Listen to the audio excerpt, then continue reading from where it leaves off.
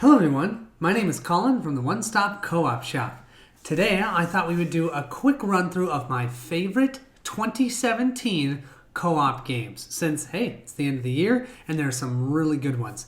What I did is I came up with 15 of them and then I found out that one of them was actually from 2016, so I eliminated it. So we're going to do our top 14 list. Yes, 14, okay, not 15.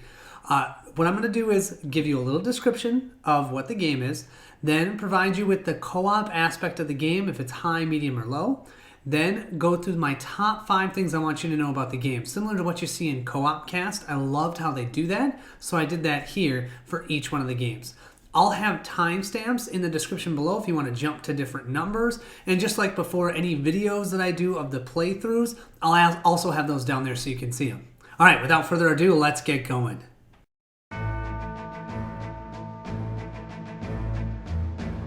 Number 14 is Escape from 100 Million BC. Escape from 100 Million BC, designed by Kevin Wilson and published by IDW Games, is a cooperative adventure game for 1 to 6 players. Players are stranded time travelers working to reassemble their broken time machine ship as a nearby volcano is about to explode. Players have to either avoid, repel, or kill dinosaurs while looking for time machine parts and escorting castaways back to their respective time rifts. The game takes anywhere from 60 to even 150 minutes to play, depending on how many players are at the table. I do have a playthrough of this game on the channel, feel free to check it out. The cooperation aspect of this game is somewhat low. There's not much that you can do on other players' turns. You can simply give them items that you may have picked up, as well as time machine parts, so that they can bring them to other spaces or bring them back to the time machine, but that's really it. Most of the time, when you're doing your turn, other players are merely sitting and watching you. The 5th most important thing that you need to know about this game is the aesthetics. So overall, this is a mixed bag for me. On one hand, the tiles and cards are very well produced and look wonderful on the table. The art of the dinos and the items are fantastic. The player boards too, they've got nice large pictures of the people. They are great. But the actual board itself leaves a lot to be desired.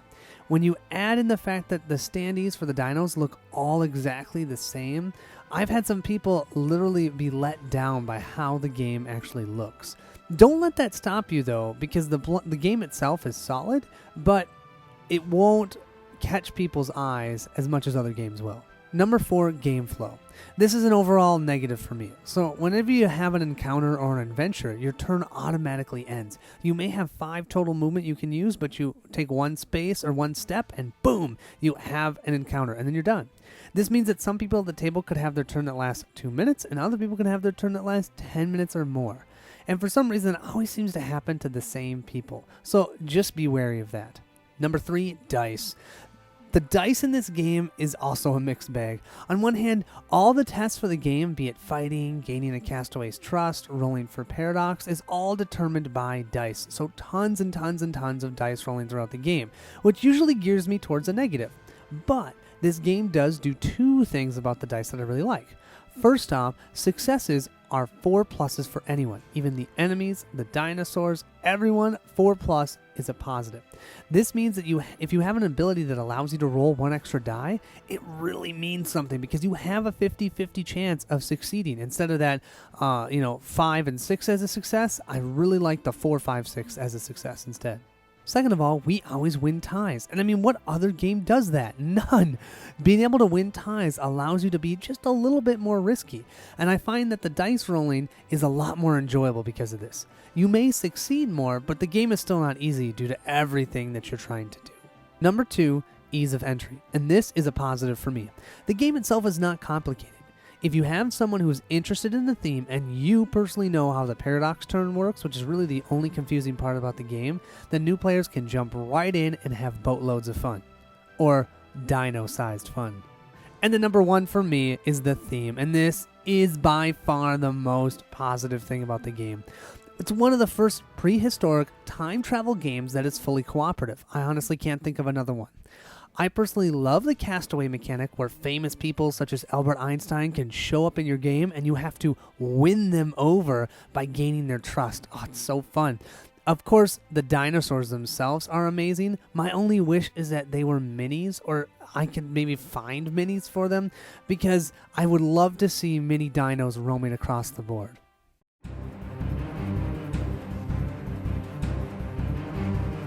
Number 13, Sword and Sorcery.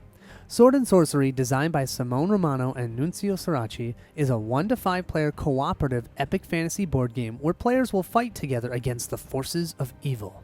The game utilizes a modular board system and custom 10-sided dice for resolution of combat. The game can take anywhere from 90 to 150 minutes to complete a mission. I do have a playthrough of this game on the channel, so do feel free to check it out, and I've actually done the first 2 scenarios, so make sure to check those out. The co-op aspect of this game I would also put somewhat low, similar to Escape. So although you can provide certain bonuses to other players when it's not your turn by, maybe dominating a room or even giving them an item when you're adjacent to them or in the same room as them, you're not able to act during other players' turns or even take damage for them. You're going to be doing a lot of, especially if you're playing with 4 or 5 players, you'll do a lot of your turn movement and then you'll sit and wait while all the other players activate. The 5th most important thing for me for this game is the aesthetics. Probably one of the biggest positives for me in this game. It just looks so cool at the table. The minis, the wonderful tiles, if you have the Kickstarter version, the doors and the chests all look amazing on the board. Now this isn't just good for the eyes, it also helps players get into the theme of the game. And I will say, having your heroes and your doors and your chests painted, make a world of a difference. So just do it. Number 4 would be story, and for me that's an overall positive.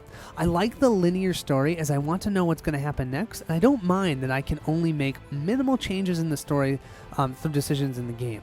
This is because comparing it to other games, I appreciate that I can start up at any time. I might not have played the game for a couple months, I can jump back in and I feel like I know right where the story is. And don't forget, there will be some choices throughout the game, or depending upon if you go lawful or unlawful, you might have different ways the campaign will go. But just so far, none of them have been really story changing that I've seen. But I've only played the first 3 scenarios, so there might be more to come where that makes more of a difference. Number 3 is tactics. So this one overall is a mixed bag for me. The domination rules and who enemies will focus on their attack is great and provides you with ample decisions on how to make your positioning and do you want to be in that room or do you not want to be in that room, whose hero needs to be in the right place. I really like that. However, you'll see that the fact that each hero can only have about 1 to 2 weapons means that there's a lot of times where the choices are quite obvious. And it's a simple roll of the dice to determine damage. And then you have to, after rolling your dice, you then have to roll dice to determine defense for the enemy, if they get to roll dice at all. But I have seen, as I've progressed through the campaign, that this is becoming less of an issue as the heroes do level up. As they level up, they gain more powers. When they gain more powers, that gives you more options. But at the beginning, you're going to feel like your choices are pretty clear, and you just got to wait a few missions before you start having more options, and start feeling like the game is more tactical. Number 2 is the AI, mostly positive with just 1 negative. The AI in this game is quite unique, and each enemy will act substantially different from one another. Some will rush and attack, others will dodge away and try to attack at range. Also, how you determine who acts is great as well because you just never know which one will activate next. I also appreciate that each hero activation the enemy activates. This means you can't one-shot an enemy by all the heroes ganging up on one enemy and attacking them before they even get to go. It's going to be one hero and then potentially one or multiple enemies, then one hero and then multiple enemies. I like it. The only negative with the AI is that since their directions are so robust, their checklist is so complete, I sometimes find that we spend more time activating the AI than we did for decisions on our own turn. And this can sometimes rub people the wrong way. It can be a little bit frustrating. Finally, number 1, character progression. I love the character progression in this game, a huge positive. Who doesn't love leveling up? And when you do this in the game, you feel it. You'll have more personal powers, you can buy better weapons, and the best part is the XP in the game, which is considered these soul gems, are not individual resources. They are shared by the group. That means you can spread the love to all players for leveling up purposes. So you don't get the one hero just continues to get stronger because all heroes share the same XP pool, and I really appreciate that.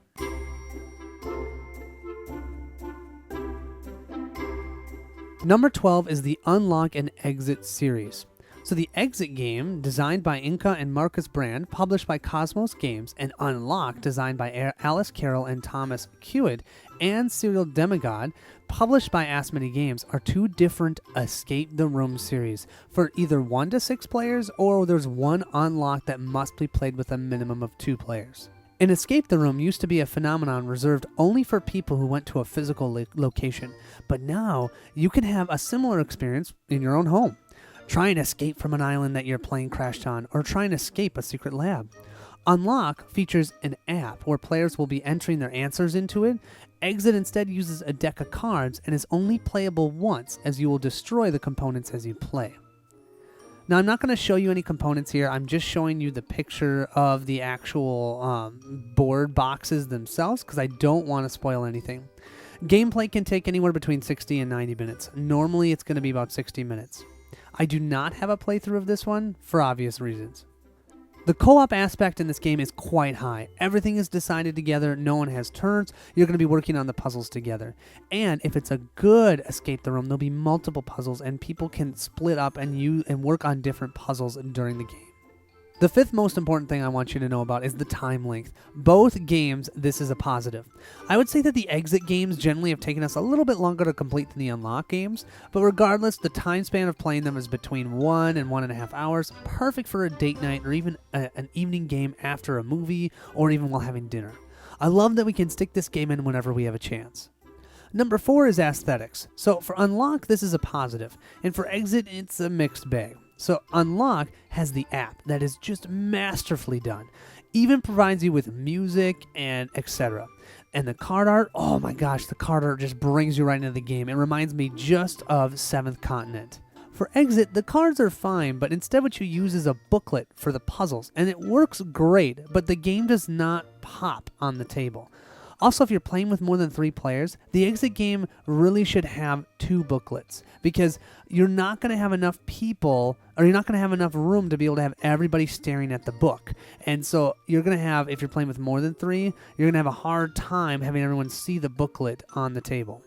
Unlock, since it's individual cards, it's much easier to pass certain puzzles around the table. I can look at this card while you're looking at that card. It's a lot easier. Number 3 is replayability. Huge positive for Unlock and overall a negative for Exit. So Unlock, when you complete that game, you can just give it to somebody else. You don't destroy anything, so that means that you can give that game to someone else and they can play it for the first time. Great. Exit, though, once you play it, it's done. It goes into the trash. You're going to be busting components. You're going to be cutting things up. But really, overall, neither of them are going to be replayable for you personally or your group as you've already solved the puzzle. But still, I would give the replayability over to Unlock. Number 2 is hints. So in any game where there's tons of puzzles and that's really the only thing that's going on in the game, you're going to need some hints at some point.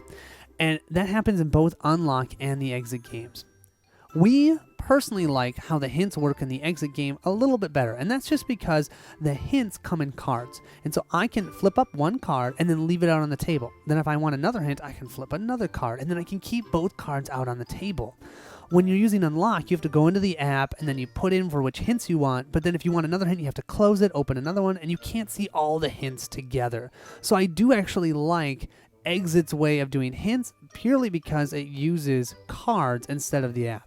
Number 1 is the puzzles. A huge positive for me and my wife. My wife loves puzzles, and not only does she love them, she's good at them. So what we have found when we've been playing these games is that the Unlock puzzles are great, okay? But they're much more simple or easier to understand. We complete an Unlock game maybe even 45 minutes or 35 minutes.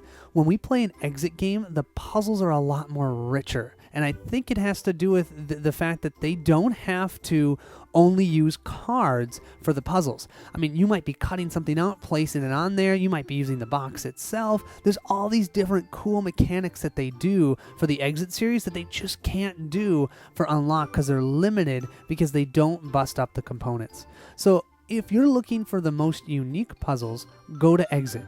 If you're looking for a game that you can play and then give to somebody else, go for Unlock.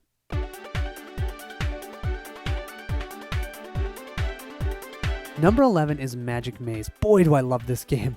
Magic Maze, designed by Casper Lab and published by Sit Down, is a 1 to 8 player real-time cooperative game. Instead of players controlling a specific character in this game, players will control a certain direction that they can move the pawns on the board. The goal of the game is quite unique in that you need to move the 4 characters in the game to designated locations on this modular map, stealing the necessary goods for them and to be able to go on their next adventure, and then hightail it to the exit before the time runs out. Gameplay is only about 10 to 15 minutes. If you lose, usually it's even quicker.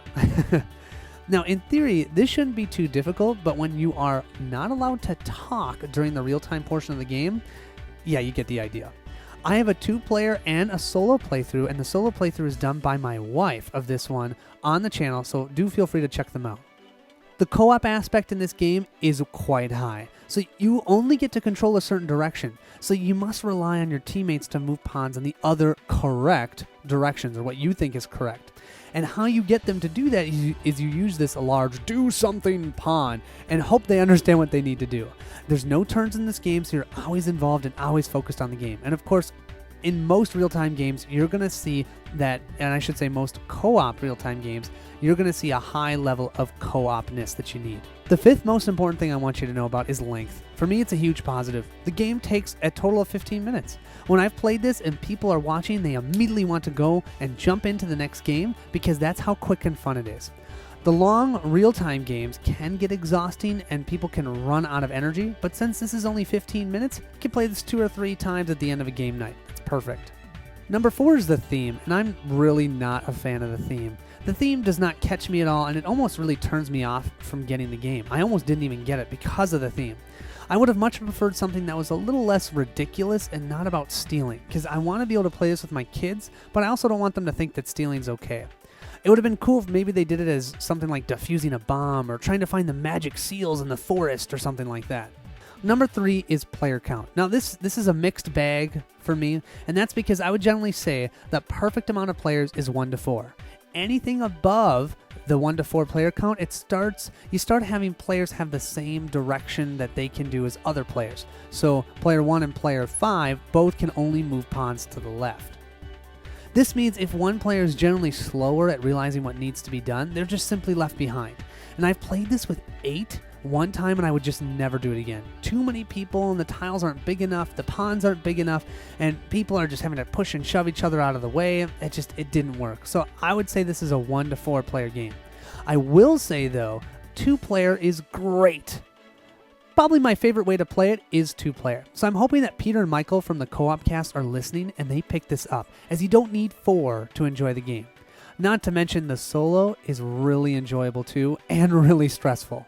Number 2 would be the levels of difficulty. So the game comes with, I think, upwards of 15 different scenarios you can try, and each one adds a small amount of complexity to the game. That means that if you get to the final scenario, you're playing the quote-unquote full game. This is perfect for a real-time game, as players don't want to get overwhelmed with the rules. I actually wish that more co-ops would do this, and I shouldn't say co-ops, but real-time co-ops, because that's a great way to introduce more mechanics, slowly moving them through the levels. And my number 1 is real-time, and this is a very large positive for me. In case you can't tell, one of my wheelhouses is real-time co-op games. I find them immensely enjoyable as everyone is working towards a common goal and trying to work together to win the game. And real-time games generally eliminate that alpha player syndrome found in a lot of co-ops, and this game is no exception. The only thing that alpha player can do is hammer the do-something meeple on the table. So it's great.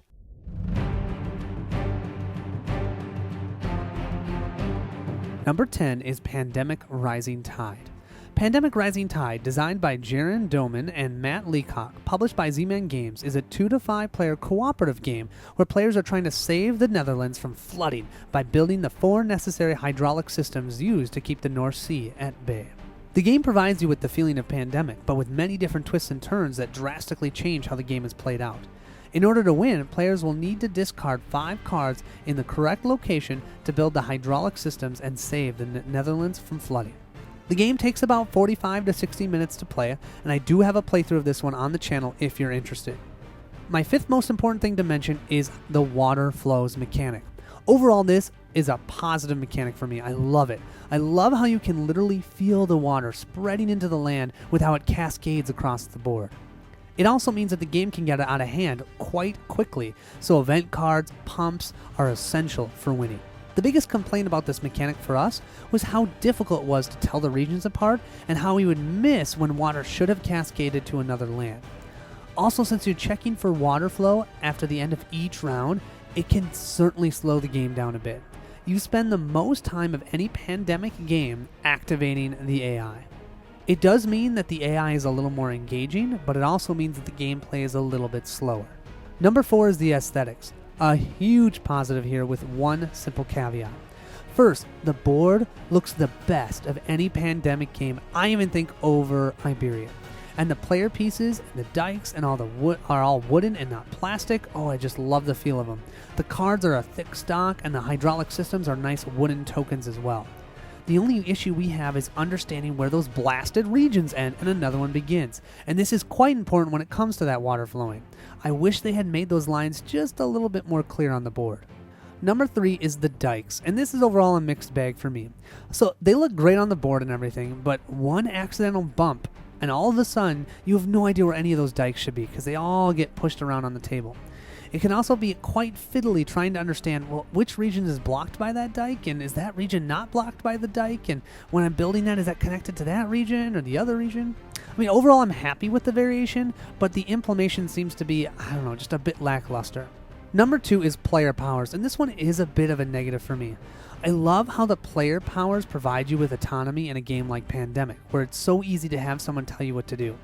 However, I felt like with the powers in this game, your character was almost too strong. And not only that, there are obvious player powers that are substantially better than others. I wish the powers would have not been so strong, but instead maybe they had made the game a little bit easier to make up for not as having as strong of player powers.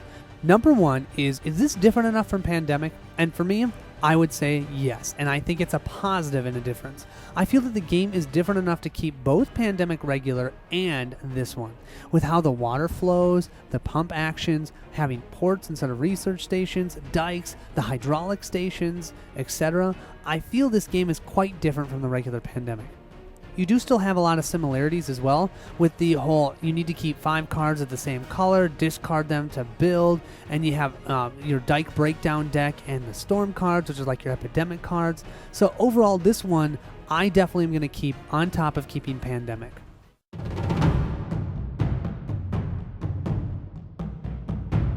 Number 9 is the D&D Tomb of Annihilation board game. D&D Tomb of Annihilation board game, designed by Kevin Wilson and published by WizKids, is a 1 to 5 player cooperative dungeon crawl based on the Tomb of Annihilation storyline of the D&D 5th edition. This game provides a campaign and 2 different tile types, one that is forest-based and one that is temple-based. As you progress through the campaign, you will unlock harder monsters and better loot. The game can last anywhere between 60 to 120 minutes, depending upon the amount of players. I do have a playthrough of this one, so if you're interested, make sure to check it out.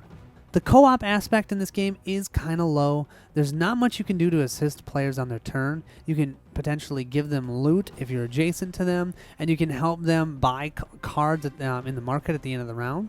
And some powers will let you heal others, etc., but overall, you're not going to be able to act on other players' turns. The 5th most important thing I want you to know is the modular board. Overall, how the modular board works is a huge positive for me. Although each scenario there will be certain tiles you will see each time you play them, the rest of the tiles you'll randomly shuffle up and can provide you with a very different experience each time you play. This contrasts significantly with games such as Sword and Sorcery and even Gloomhaven that have set tiles that you'll use throughout a scenario. Number 4 would be the dice of the game. Now, overall, this is a mixed bag for me, but I would say it actually leans more towards positive than negative. Although there is dice for resolution of all the combat in the game, and there's very little or minimal dice mitigation, all the abilities in the AI have dice modifiers. You can use this to determine probabilities of damage to your heroes or the enemies.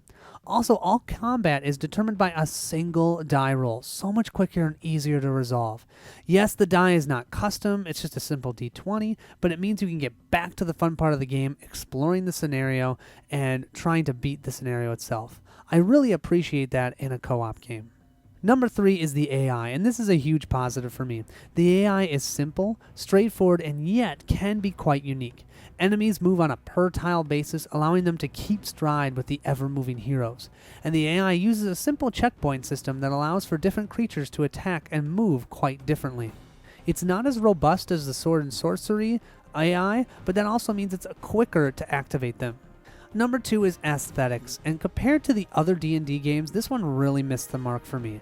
The tiles have a ton of black on them, and it seems that the pictures are almost squished onto them instead of being the main part of the tile. Being that the first portion of the campaign is in the forest, I was really looking forward to tiles with lots of color, lots of green, and that's just not what I got here. Instead, I got these dark tiles with black borders, huge black borders. I just didn't like that. Also, the minis are probably the lowest quality I've ever seen for the D&D adventure board games. The plastic is flimsy instead of that nice build that you see in Ravenloft through Temple of Elemental Evil. Such a bummer, as I did get the painted minis, and I'm glad I still got the painted minis, but I just wish that they looked better on the table. And they weren't so flimsy. Number 1, and this is a huge positive here, is the campaign. They started this with Temple of Elemental Evil, but there it was a bit lacking in the progression of the campaign.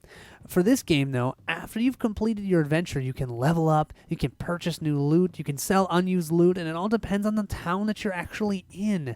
As you progress, you will go to different towns, and you'll get different loot based on that. This is just what the D&D adventure games needed. It was a connection between the scenarios. Oh, and I get to keep the loot that I found in the last adventure, so now I have more difficult decisions when I'm playing, not to just be like, I'm going to chuck all my loot and abilities at this one enemy because I don't get to keep it at the end of the scenario. Oh, wait, I do get to keep it. So I really like that. It provides me with more strategical decisions, and I appreciate that.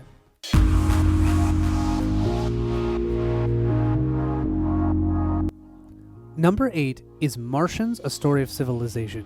So Martians, A Story of Civilization, designed by Gregor Olinsky and Krzysztof Wolicki, published by Red Imp Games, is a 1 to 4 player cooperative, semi-cooperative, or competitive worker placement survival game set on Mars. In the cooperative game, you'll be working with the other corporations to feed your people, provide them with enough medicine, and ensure the planetary conditions are appropriate for human survival. The game can last anywhere between 90 minutes to 150 minutes, depending upon the amount of players. I do have a playthrough of this one on my channel if you're interested in watching. For the co-op aspect, although you cannot act during your teammate's turn, as the game is a worker placement co-op, you'll be discussing which locations to go to so not to block spaces required for resource management, etc. all the time. So I do feel like the co-op aspect is medium to medium high here. The 5th most important thing I would say is the event cards. So one of the mechanics that irks me in a co-op game is when a designer leans on a mechanic such as an event deck to make the game more difficult. In Martians, the reason the game can be so challenging is due to something wholly out of your control, the event deck.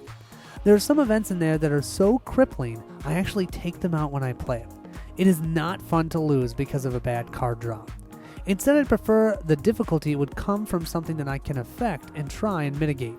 If you do pick up this game, do not hesitate to look at the event cards and pull out ones that just seem too punishing. You may win more often, but then you'll also have more fun that way. Number 4 is the action versus time mechanic. I just love how this mechanic works. So most worker placements you think of have actions in terms of how many workers you have. In this game, though, your workers and time are 2 different resources you have to manage. Workers placed in certain locations can take no time, or workers placed in other locations might cost 2 or 3 time in a round. In this game, you need to fully utilize your workers as you have to take actions to bring them back. Going to a location that costs more time may be more effective as you spend less time pulling your workers back off the board. I love that wonderful strategic decisions of should I have my workers do free time actions or 3 or whatever. It's great. Number 3 is the rulebook. The rulebook, I believe, was one of the largest reasons why this game got such a poor rap at the beginning when it first came out. It was not written by English speakers, and you could certainly tell that. There's now an updated rulebook online that substantially helps clarify rules, and I feel like can make a great game. So if you do pick this up, make sure to get the Rules 2.0. Number 2 is the scenarios, and this is a huge plus for me. The game could get pretty stale quite quickly if you only had one scenario to play with. Instead, if you do have the Kickstarter version, which should honestly be pretty cheap, you'll get 14 plus scenarios chocked full with different objectives and setups. A game where there's minimal variation like this, the scenarios are essential to provide you with that replayability. And number 1 for me is the final cycle. Now this overall is a negative for me. So as I was mentioning before, one of the ways to provide replayability for this game is the event deck, and sometimes certain events can be quite challenging. If you happen to get a really tough event just in that final cycle of the game, you lose even though the rest of the game you were doing just fine. I wish the winning objective was something different than having 0 tokens in the barracks at the end of the game. Too much relies on that final cycle of the game, because you could be doing terrible until that end game, and then that final cycle do really well and win it. Or you can go the other way, and I don't think that replicates all the work that you've done in the other 3 cycles.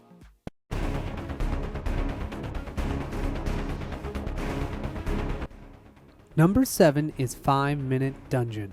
5-Minute Dungeon, designed by Connor Reed and published by Wiggles 3D, is a 2 to 5 player chaotic cooperative real-time card game where players have 5 minutes to rush through a random dungeon and defeat the boss at the end. Each player will choose a hero who will have their own deck of cards and a player board depicting their special ability. Once the app says GO, players will frantically work together, matching symbols on the enemy cards to move through the dungeon as fast as they can. As the title suggests, the game lasts 5 minutes. I do have a 2-player playthrough and a 4-player playthrough on the channel if you're interested in seeing them. The co-op aspect of this game is substantially high. No one has turns and you're all trying to eliminate the same enemies together, optimizing card plays and trying not to waste too many symbols. Many abilities will allow other players to pick up discarded cards or allow other players to even draw cards when you play them. The 5th most important thing I want to talk about is the aesthetics, and this is a big positive for me. The cards are above average quality and the art on the enemy cards is just fantastic. Not to mention, some of the names are just hilarious. But don't worry, you won't have any time to stare at that because you're just going to be playing cards and trying to get through that dungeon as soon as possible. The boss boards and player boards are solid and they've totally held up after 25 plus plays of this game. The player card art is simple, which is actually perfect for a real-time game. It's easy for players to differentiate the different symbols on them. Number 4 is the bosses, and this is another positive. The game has 7 different bosses if you have the Kickstarter version, all that have different requirements for defeating them at the end. You'll want to look at those symbols and make sure that you have them and maybe hoard them or hold on to them until you get to the end of the game, lest you don't have those symbols and when you get to the boss you can't defeat them. The difficulty ranges quite well, so if you want a challenge you can have one. But if you want a more laid-back game, you can also choose a less challenging boss. Number 3 is the app, and this is yet another positive. The app is super simple to use, has tons of different voices you can now use to encourage you along and give you a hard time for not winning yet. It's simple and to the point, and I love that. I do wish that you could somehow score yourself at the end so you could report those into the app and then look at them. I love that about Fuse, and I wish they had that here. Number 2 is the personalized decks, and this is another positive. So how often do you find a filler game that has so much personalization for each character? Not only do you have your own deck of cards, but each hero has their own set of unique event cards that are different from all the other ones within their deck of cards that they have. If you want to be someone who controls the time, be a wizard. You'll have cards to be able to stop the clock. If you want to be someone who's really good at fight symbols, well, make sure to grab the Barbarian because he has lots of double fight symbols in his deck. I really feel like they did a great job of defining the different hero roles in their player decks. And last of all, number 1 is it's just a great filler. Another positive. It's all positives around this game. There's only one real-time game I like more than this one, and that is Project Elite. But Project Elite is not a filler. Otherwise, this one is my go-to filler for any real-time game. It's just so quick to play, everyone wants to play it at least twice, sometimes 3 times, and the game creates an environment of laughter, and heck, that discard pile is messier than a teenage boy's room. I bring this game with me to almost every game night, as it's always easy to fill in a 5-minute game, right? Oh, it's just 5 minutes, let's play it. All of a sudden, boom, played it 4 times. Love it.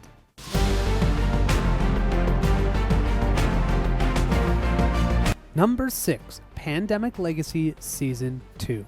So Pandemic Legacy Season 2, designed by Rob DeVio and Matt Leacock, published by Z-Man Games, is a 2 to 4 player cooperative legacy game where players are tasked with exploring the unknown and hopefully finding a cure to the plague that has ravished the world. The game is played in 12 to 24 sessions depending on how often you win a single session. Once you've completed the mission, the game is over and cannot be reused as you will have placed stickers and whatnot on your board. This does mean that each group's board will also be unique to them. Our typical game has lasted about 45 minutes apiece, certainly much quicker than the regular Pandemic or Season 1. I do not have a playthrough of this one as it would be quite spoilery. The co-op aspect of this game is just like regular Pandemic. The game fosters a ton of cooperation through card management and now supplies management. I would put the co-op aspect pretty high here. The fifth most important thing to talk about is the difficulty itself, and I have this as a mixed bag here. So now, first, a disclaimer. We are only in the second time of April, but when something happened in March, we have yet to win. We have only lost 4 games in total for Legacy 1, and all of a sudden, the game is now feeling unwinnable. Not sure if that's because how we're playing, or if it's with playing with 4 people, because Rado had said it was too easy at 2. But it's felt like it's almost a lost cause from the get-go. I don't like that feeling, but I'm hoping that it might change soon. I honestly don't mind losing, but the players that I'm playing with are getting quite frustrated, and that makes it a little bit more difficult to get to the table. Number 4 is supply management, and this one is also a mixed bag for me. The game has some very different mechanics than Pandemic, and one of them is how you use supplies. So instead of simply clearing the infection cubes off the board, you're trying to pick up and deliver supplies in locations that are getting flipped from the infection deck. If there's no supplies in a location, then a plague cube is placed. So now, not only are you trying to get 5 cards of the same color, you're also trying to manage supply cubes on the board. It works and does provide a different feel for the game. I just think I like base Pandemic a little bit better. Number 3 is the free actions, and this again is a mixed bag for me. You now have 2 free actions that you never have had in any other regular Pandemic before. Every action has always cost an action. There hasn't been any free actions. It's awesome and it allows players to do more on their turn, but it's also hard to remember which actions are free. And as us who play Pandemic a lot, it's been ingrained of what costs an action and what doesn't. It also means we spend a lot more time trying to puzzle out what we should do, as the 4 actions aren't nearly as clear as they were in Legacy 1 or just regular Pandemic. Yet with this, I do appreciate how it provides players with the ability to do more on their turn and feel like they're making a difference. Number 2 for me is the storyline, and that's a huge positive. It's so much better than the first one. I want to know what's going to happen next in this one, versus with the last Legacy game, I didn't really care. I just wanted to win. So it's a very different feel. I like that. The story is more engaging and seems to matter more than Legacy 1.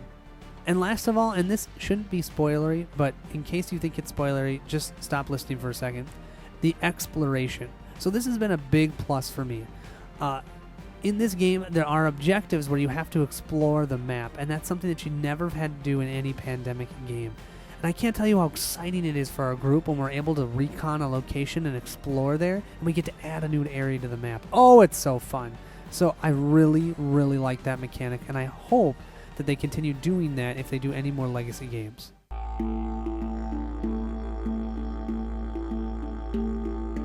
Number 5 is Legacy of Dragonholt. So Legacy of Dragonholt, designed by Nikki Valens and published by Fantasy Flight Games, is a 1 to 6 player cooperative narrative adventure set in the land of Terranoth.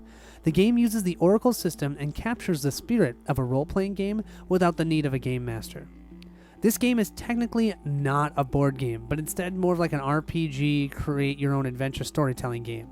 You'll build your own character, starting with what class and race you'd like to be, then moving on to skills, personal ideas, and then lastly your backstory.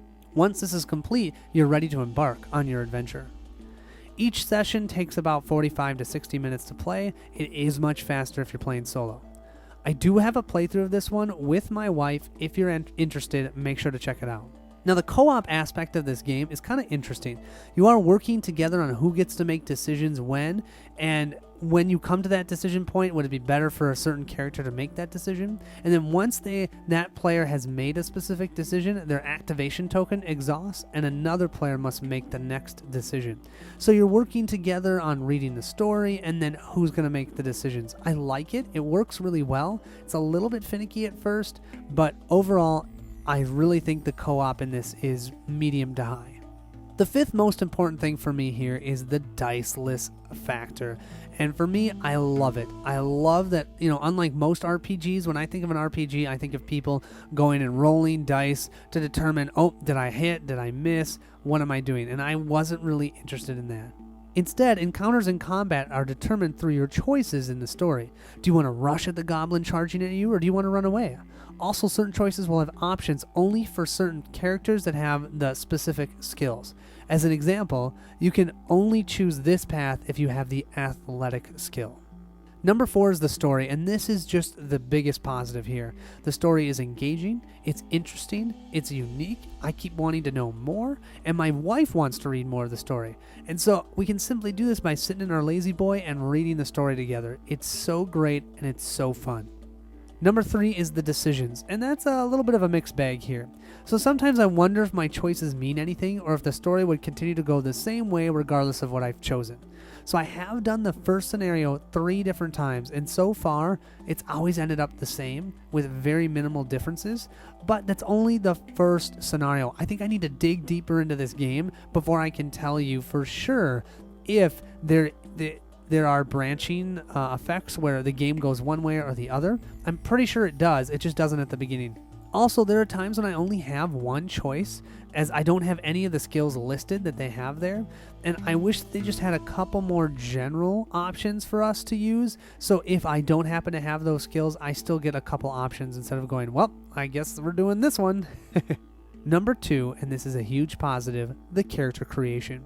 Being that I'm not someone who has played a ton of RPGs or really any before this, the guide helped me create my orc bard that carried a didgeridoo and fell in love with the arts. I mean, it was so much fun to create that character. I also liked how you could choose between health and skills. So the more skills you have, the less health you have. So you have this, which way do I want to go? The only negative here is that you are limited to the skills, classes, and races that they have in the book. Finally, it's the theme, and this is a mixed bag for me. So I love that the game breathes life into a pretty stale world of Terranoth. You get to delve into the world of games like Runebound and Descent, and now they'll have more meaning to me because I'll understand a little bit more of their history and culture. But on the flip side, I think I would have preferred a theme that was a little bit more unique, something new instead of something old. There are tons of fantasy RPGs that I could play. If they had done something maybe in their Netrunner theme and created a cooperative narrative adventure in that world, it would have been amazing. I think a ton more people would have been interested in that.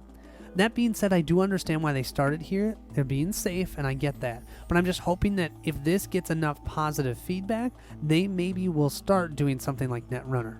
Oh, a Netrunner RPG that you can do solo? Sounds great. Or heck, co-op? Yeah.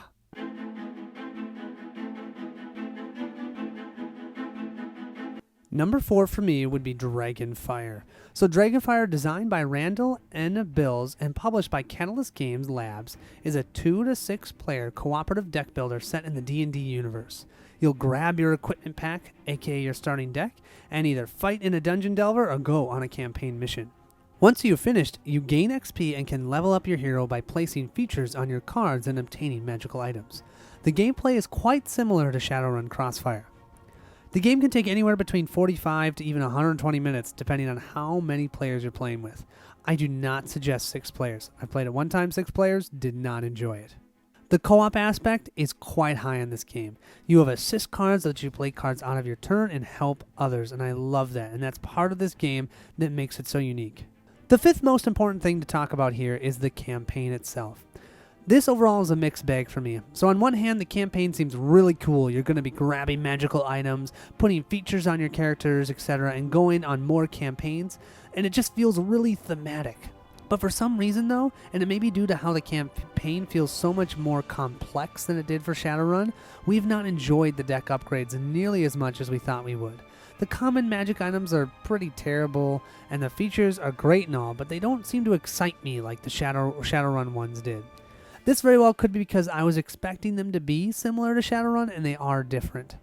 I mean, regardless, overall I'm happy with the campaign. I just wish there was a little bit of a tweak to it, a little bit more like Shadowrun.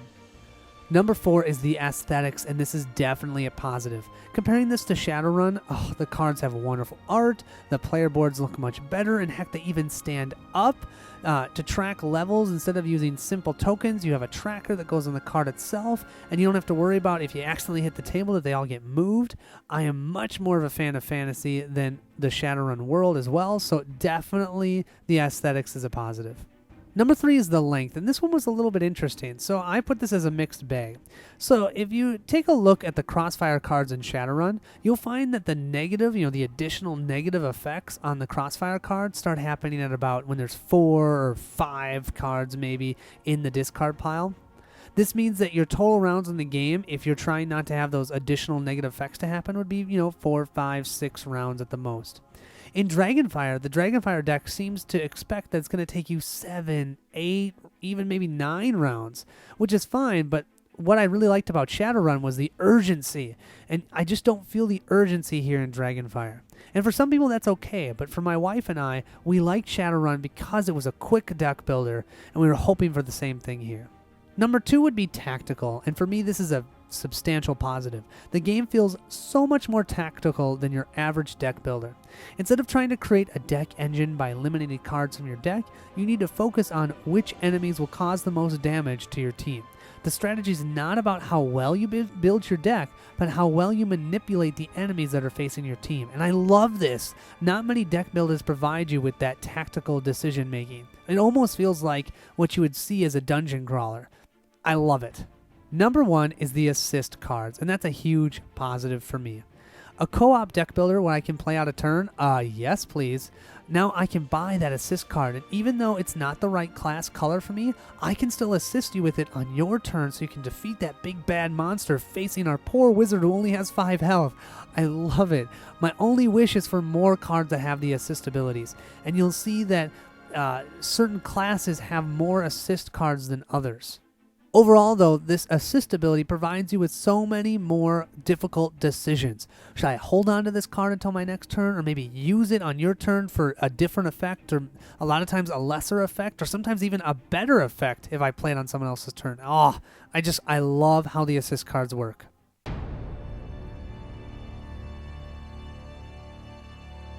Number 3 is Aeon's End War Eternal. Aeon's End War Eternal, designed by Kevin Riley and published by Indie Boards and Cards, is a 1 to 4 player cooperative deck builder where players are mages that are trying to protect the last bastion of the world that was. Otherworldly creatures known as the Nameless have infiltrated our world, and we as players must use our powers to stop the Nameless from destroying the last piece of humanity we have left. War Eternal takes about 45 to 6 minutes to play, and this expansion is fully compatible with the original Aeon's End game that came out in 2016. On top of that, if you were a backer of both games, Indie Boards and Cards provided updated cards for the entire Aeon's End package at no cost to the backers. Pretty amazing. I have a playthrough of the original game on the channel and plan to do one of War Eternal soon. The co-op aspect I'd put in this game at a medium.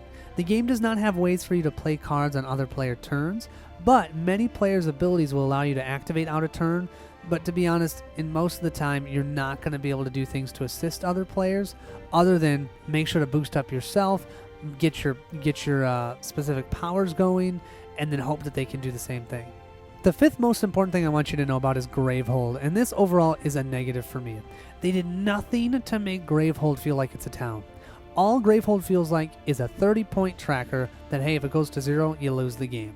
A game that's kind of similar to this, Shadow Rift, has town cards where civilians can help out in your fight against darkness, and then the enemies will kill those town folk. I love this because it makes it feel like the town is part of the game. In this one, it's just another life point tracker. I wish there was a little more to Gravehold and it was affected by more gameplay elements. Number 4 is variability, and with this expansion, they have provided so much replayability, it's insane. The Nemesis used to have only about 15 basic cards for each level, which meant you saw most of the same cards from round to round, so each time that you played it. Now there's at least 30 per level. You never know what the Nemesis will throw at you for those basic cards. There's also more of each type of card, the relic, the spells, the gems, and lastly there's tons more Nemesis and tons more mages to try, and the combinations are simply endless. I love it. Number 3 is the aesthetics, and that is a huge plus here. So the initial game that came out in 2016 looked a bit old-fashioned with cards that had those black borders, and the art was felt limited on the card. Now I feel like the art on the game is bursting off of the card, and the same goes with player boards and the player mats. The breaches in the original game were nothing but more than like pieces of cardstock, but now they're sturdy cardboard and they look cool. The game's value increased tenfold with this second edition. And to be provided with your original game in updated art, oh my gosh, just amazing. Number 2 is the Nemesis. This is a huge positive for me. Each Nemesis will kill you in a different way. And yes, they will kill you very often. Some will kill you by making you shuffle your deck. Others will start eating away at your market cards, and then when you run out of those cards, you lose the game. Some will throw tons of minions at you and then combo on one another. I just love how Kevin was able to manipulate the rules of the game to create Nemesis so vastly different from one another, you feel like you're playing a different game each time you play a different Nemesis. And lastly, number 1 is strategic, and I would say that this game is the most strategic co-op deck builder to date. The reason for this is due to the no shuffling mechanic. I can now program combos into my deck that will come into my hand the way I set it.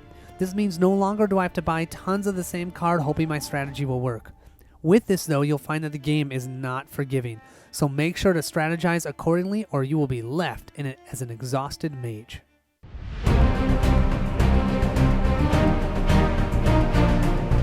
My number 2 is Gloomhaven.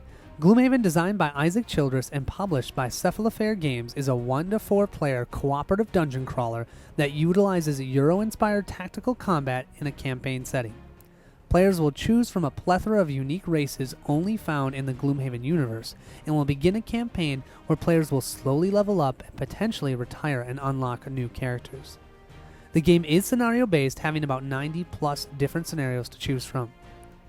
The game can take anywhere from 90 to 150 minutes depending upon the scenario and the player count. I'm currently in the midst of recording a 3-player playthrough, so feel free to check it out. Also, I participated in a podcast with Co-opcast about Gloomhaven. Check the description below for a link to the podcast.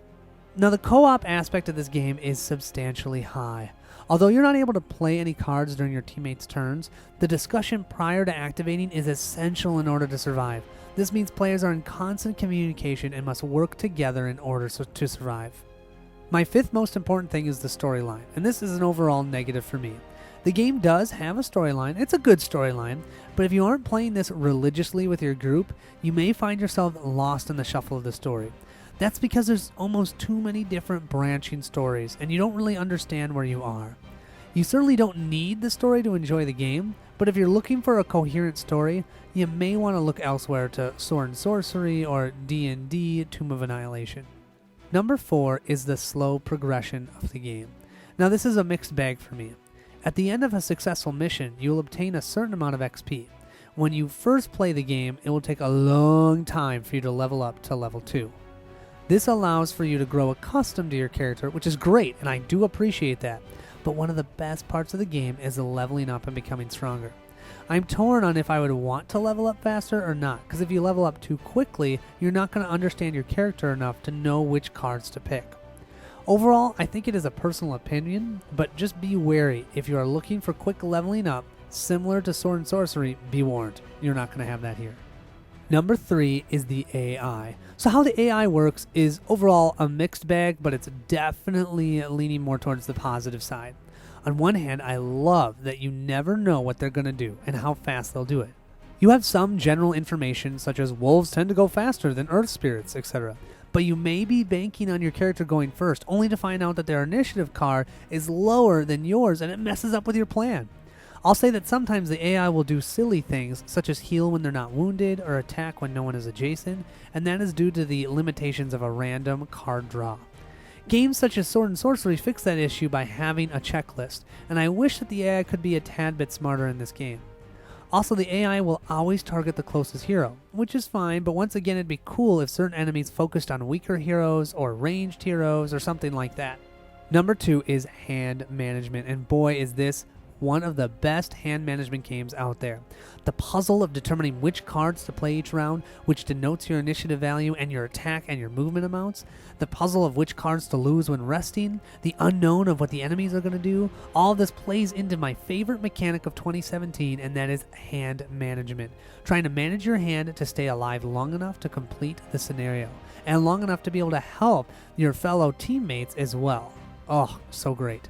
And number 1 is the unique characters, and this is a substantial positive for me. So each character will have a unique set of cards, and each card will be unique both for the hero themselves and comparing it to the other heroes that are in the game. At the beginning of a scenario, the players will have to decide on and look at their pool of cards that are available to them and decide which ones to bring and which ones to leave. And this can be an agonizing choice. As the characters level up, they'll get additional perks to the response tech, which once again is unique to them. They'll also receive another card in their card pool, and so that means yet another card they have to decide, well, do I want to bring it on this mission or not? Oh, so awesome, so agonizing. You start the game different from other players, but as you level up, you'll become even more and more unique, to the point where you're going to start feeling like you're that character, and I love that about this game.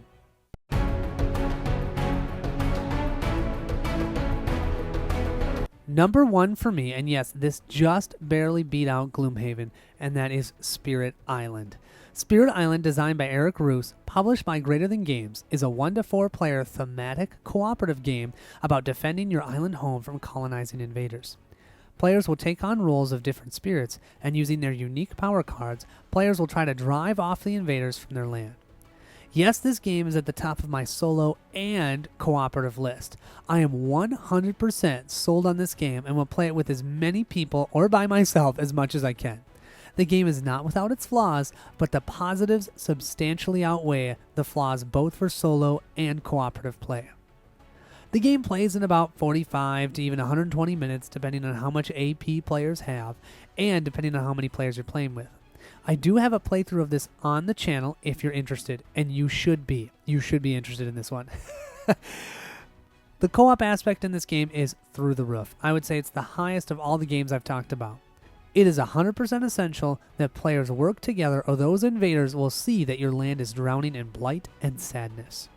So the 5th most important thing I want you to know about is the simultaneous actions. So this is my favorite mechanism for co-op games, simultaneous actions. Used often in real-time games, but in a game such as this, it can be equally as powerful. Simultaneous actions instigates engagement with all the players as no one has to wait for their turn. It also provides you with tactical and strategical decisions such as, if I do this, then you can do that, then I can do this, etc., etc. Also, players that try to alpha gamer, they can't because they're too busy trying to do their own actions on their board to tell you what to do with yours. That's not always true, but 90% of the time when I play this game, no one can tell anybody else what to do because they're trying to figure out what they're doing. I love that. I hope more co-op games that are not real-time start utilizing this simultaneous actions. Number 4 is the theme, and this is a huge positive for me. How many anti-colonialism co-op games are out there? Yeah, 1. The theme is so unique and so refreshing. Now, don't get me wrong. I love my Seven Wonders games where I'm building up a civilization, but sometimes it's just nice to play the other side, to work with the indigenous people of Spirit Island and to help them drive off those invaders. Number 3 for me is aesthetics, and that's another positive for me. The board, even on the basic side, pops on the table, but if you flip that over to the thematic side, oh, it looks amazing. And the spirit boards are beautiful to look at and are very functional. My only wish is that the setup rules for your spirit weren't on the back side of the board, because I always set up the board, the player board itself, and then forget to look, oh wait, where am I supposed to put my presents on the board to start off with? It's then I have to kind of lift it up and look underneath. But overall, awesome. Have you noticed their attention to detail? All spirits and Dahan pieces are wooden, which makes you think of them as of the earth, because they're wooden. all the invader pieces are stark white and are plastic. This makes you think of industrial and not being part of the earth, but being something that man has made and stuck on the earth. This was obviously done on purpose to help us get into the spirit of the game, and I love that Eric did all of this attention to the detail. It makes a difference, at least for me. Number one for me is the predictable randomness, and it's yet another positive for me. One of the biggest complaints I have for co-op games is where they use, or a designer will use, random events to make the game harder, and there's nothing that you can do about it. It feels almost like you're just getting things thrown at you left and right, and all you've got to do is just deal with it. The predictable randomness in this game is where you have a small amount of randomness, so where the invaders explore, but the rest of the AI movements are predictable and allow you to plan for the future. Isn't that what you enjoy about a game? Is when you take a game like, let's say, Seven Wonders, and you are planning on what you want to do in that game, it's the same type of thing here. You're planning on how to eliminate those invaders and being able to know where they're going to go, yet there's a little bit of randomness to provide that replayability. It is so great. I feel like with Spirit Island, I can be proactive instead of reactive, and that's something that I don't feel like happens in many co-op games. And to feel this sense of complex strategy in a co-op game is certainly unique and something that I hope more co-ops will do in the future. Whew, that was a lot of words, right? Thank you all so much for watching. I think I'm going to need a little sip of water here. Thank you. Sorry, I keep showing this. My wife got me this awesome mug, and I love it. It's a D20 mug.